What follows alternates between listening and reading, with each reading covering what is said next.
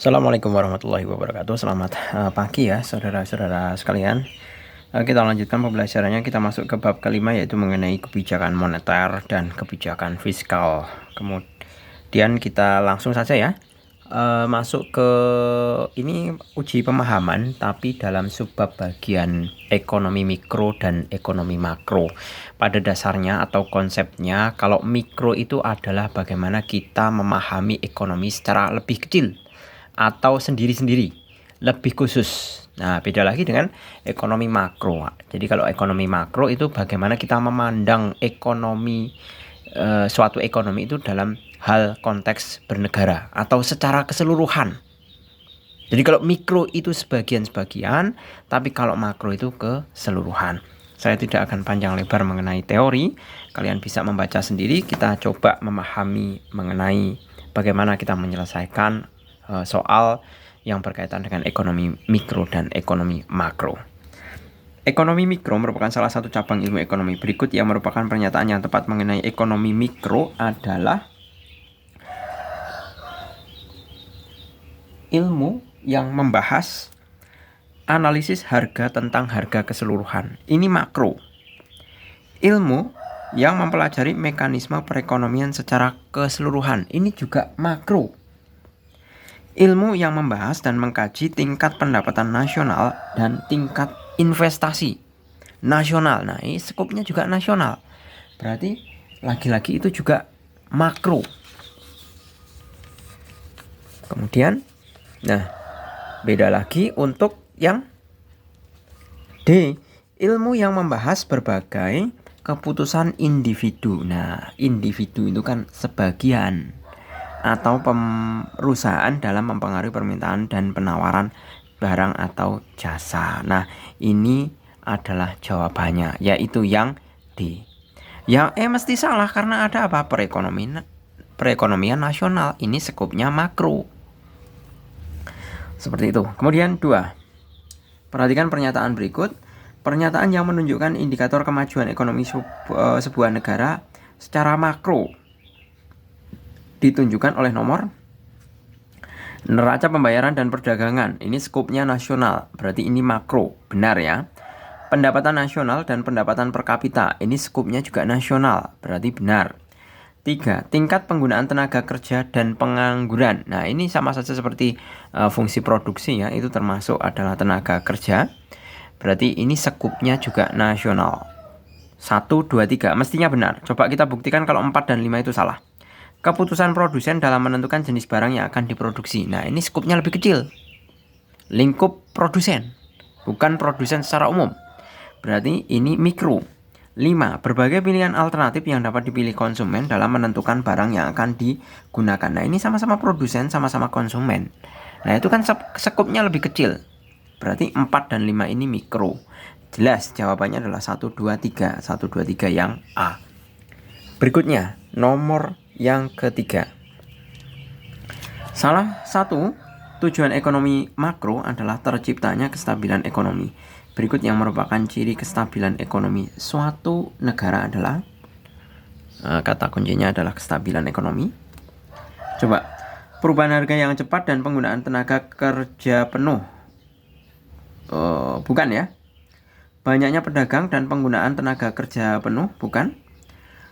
Penggunaan tenaga kerja penuh dan harga yang stabil. Nah, inilah yang diharapkan. Atau kestabilan ekonomi itu manakala tenaga kerjanya itu kepakai semua dan harga-harga itu semuanya stabil. Jadi jelas jawabannya adalah yang C. Kemudian yang nomor 4. Berikut yang merupakan pernyataan yang dibahas dalam ekonomi mikro adalah pemerintah menurunkan suku bunga untuk menaikkan minat investasi masyarakat. Bukan ya, bukan level mikro ini. Kemudian adanya kenaikan tarif pajak yang dilakukan secara serempak di seluruh, ada kata seluruh, bukan, berarti ini makro. Inflasi itu urusan makro. Inflasi itu juga urusan makro lagi, yang D.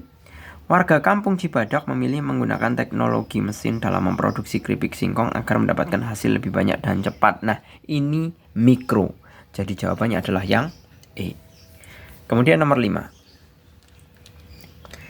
Perhatikan pertanyaan-pertanyaan berikut. Pertanyaan-pertanyaan yang merupakan pembahasan ekonomi makro ditunjukkan. Nah, ingat ini konteksnya makro, berarti skopnya lebih luas, lebih menyeluruh. Kita coba. Yang pertama, bagaimana mengelola pengeluaran rumah tangga? Nah, ini ada kata kunci, rumah tangga. Kalau rumah tangga itu pasti mikro. Salah ya. 2. Bagaimana mengatasi kelangkaan minyak goreng bagi para pedagang gorengan? Pedagang gorengan itu skalanya mikro. Kemudian 3. Bagaimana mengendalikan harga-harga yang naik secara keseluruhan? Ada kata inflasi, kemudian ada kata pendapatan nasional, kemudian ada kata pengangguran.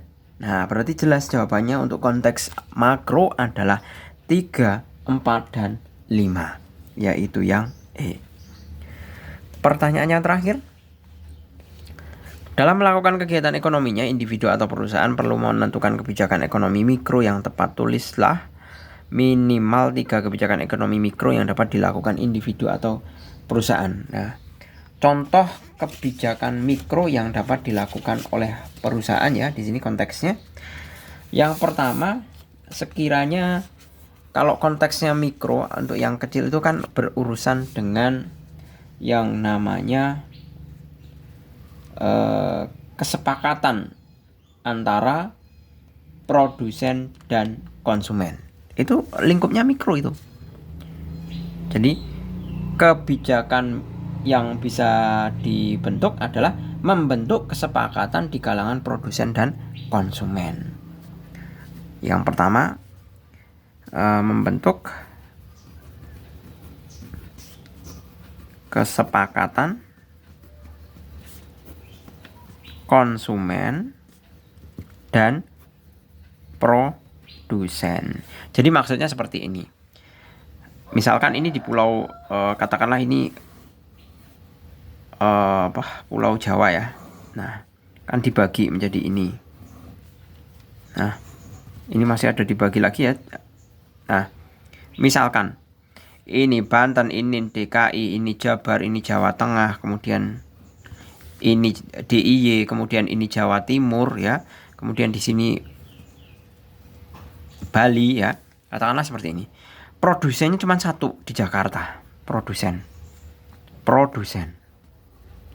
Nah, kemudian konsumennya kan ada di beberapa macam provinsi. Nah, biar tidak anjlok harganya, maka dibentuklah sebuah kesepakatan. Oh, kamu konsumen A, kamu di Banten. Yang B khusus di Jabar. Yang C Jawa Tengah dan DIY. Kemudian yang D Jawa Timur dan Bali.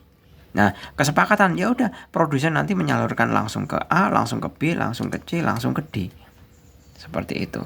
Nah, baiknya fungsinya apa ini membentuk kesepakatan agar terjadi kestabilan harga. Jadi harganya itu tidak anjlok. Coba bayangkan kalau misalkan ABC Pak Jul konsentrasikan di sini. A, B, C, D. Semuanya konsumennya di sini. Saya konsentrasikan di Jawa Tengah. Coba kira-kira bagaimana? Misalkan sama-sama harga kulakannya itu 10.000. Kira-kira ABC ini bisa sepakat enggak kalau misalkan mau jualnya Rp 12.000? Kan belum tentu. Mungkin ada salah satu pihak yang sekiranya menjual, saya laba sedikit saja enggak apa-apa. Yang penting saya biar jualnya lebih banyak atau omsetnya lebih banyak. Mungkin ada lagi yang berprinsip, saya mencari untung saja yang lebih banyak. Coba bayangkan kalau misalkan ada dua buah penjual, ini penjual A dan B. Yang satu menjual 10.500, yang satu menjual 12.000. Seperti ini. Berarti ini kan untung 500. Ini untung 2.000. Kalau yang 2.000 itu cuma bisa menjual 100 pieces, ya, berarti kan keuntungannya cuma 200.000. Nah, kalau yang ini yang untung 500, kira-kira bisa, misalkan saja bisa menjual 1.000 pieces, berarti keuntungannya berapa? 500.000. Nah, inilah yang dinamakan persaingan harga. Nah, ekonomi mikro itu urusannya apa? Bagaimana membuat kestabilan harga di pasar. lingkupnya lebih kecil. Jadi makanya membentuk kesepakatan konsumen dan produsen. Maksudnya seperti itu. Kemudian yang kedua, bersinergi sesama pelaku pasar dan industri. Ya. Jadi sinergi pelaku pasar dan industri. Seperti itu. Atau industri yang untuk membentuk satuan yang lebih besar. Jadi pelaku pasar dengan industri itu bersama-sama dia akan membentuk satu kesatuan yang lebih besar. Apalagi kalau satu kesatuannya itu dilakukan oleh industri mulai dari hulu sampai dengan hilir. Contohnya saja misalkan kalau di Indonesia kan sedang menggalakkan hilirisasi mineral, khususnya adalah timah. Seperti itu. Timah, nikel, bauksit itu kan semuanya di Indonesia melimpah. Nah, sekarang mulai digalakkan hilirisasi. Bagaimana kita menambang, kemudian mengolahnya menjadi barang siap pakai, kemudian dipakai di dalam industri. Industrinya apa contohnya? Contohnya adalah industri manufaktur di bidang IPTEC ya, Information and Technology, seperti halnya pembuatan chip, pembuatan baterai. Nah, itu merupakan industri hilir dari mineral timah maupun bauksit maupun nikel. Kemudian fungsi yang ketiga adalah mengatasi kelangkaan. Ya, mengatasi kelangkaan. Nah, mengatasi konteks kelangkaannya itu bagaimana? Kelangkaan itu kan umumnya ya yang namanya kalau manakala produksinya tetap tapi kok di pasar itu kelangkaan barangnya tidak ada, itu biasanya banyak faktor ya. Contohnya kasus kemarin habis lebaran itu kan banyak sekali orang-orang ramai membutuhkan gas. Sebenarnya kebutuhan gas bulanan dari Pertamina itu sudah cukup, bahkan Pertamina sudah melebihi. Maksudnya dalam artian kalau yang namanya hari raya itu kan pasti ada lonjakan untuk orang-orang kegiatan memasak. Maka Pertamina sudah melebihkan cadangan gas melon yang tersedia di masyarakat. Namun kan tetap langka. Nah, langkanya apakah ada orang yang menimbun? Itu bukan. Karena memang benar-benar kalau konsumsi rumah tangga dalam hal memasak atau energi pada saat Ramadan maupun saat menjelang hari raya atau seminggu sesudah hari raya itu sedang tinggi-tingginya. Ya.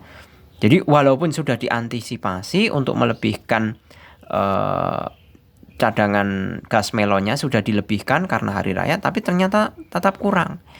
Karena apa? Ya karena itu penggunaannya melebihi batas normal, dalam artian tidak seperti biasanya. Itu yang menyebabkan kelangkaan. Nah, kelangkaannya itu bukan karena ditimbun ya. Kalau kemarin kelangkaan gas melonnya itu sampai 30.000 itu. Kalau biasanya harga gas itu cuma 18.000. Tapi kalau benar-benar orang butuh kan memang yang namanya hukum ekonomi kan langsung berbicara.